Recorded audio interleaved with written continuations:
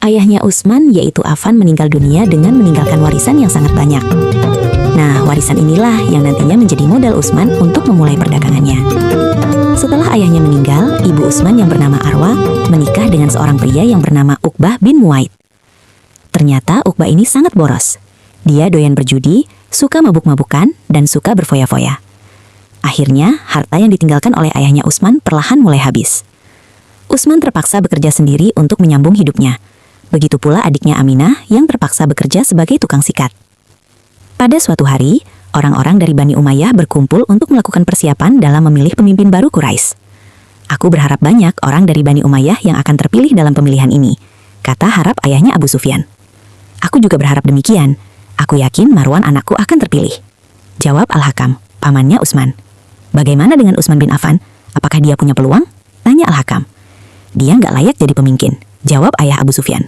Emangnya kenapa? Tanya Al-Hakam. Dia nggak taat sama agama nenek moyang. Dia nggak mau menyembah berhala. Karena itu aku menolak jika namanya diikut-sertakan dalam pencalonan, jawab ayah Abu Sufyan.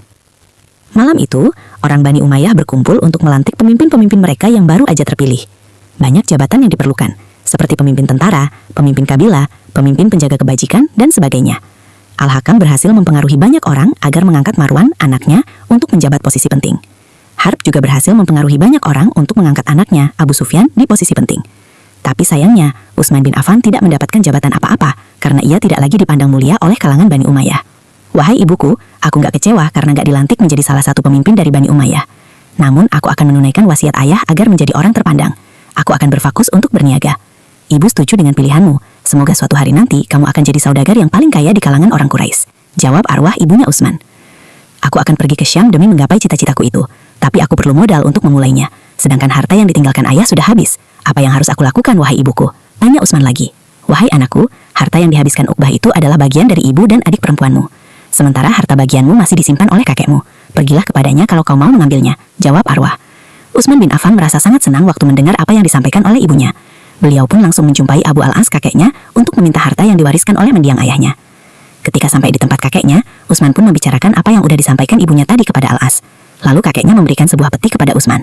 Ketika peti itu dibuka, ternyata benar apa yang disampaikan oleh ibunya. Semua harta yang ditinggal untuk Utsman masih ada di dalam peti itu. Mulai dari hari itu, Utsman mulai merintis bisnisnya demi mewujudkan wasiat ayahnya dan menggapai apa yang sudah dia cita-citakan. Utsman gak main-main dalam hal ini. Beliau sering banget keluar kota buat berdagang. Rutenya juga jauh, bisa sampai ke Syam dan juga ke Habasyah. Karena sering keluar kota, maka jaringan dan relasinya juga ada di mana-mana. Hasilnya bisnis Utsman pun meledak pesat. Hal ini yang menjadikan Utsman sebagai salah satu pedagang terkaya, sekaligus yang paling dihormati di Mekah.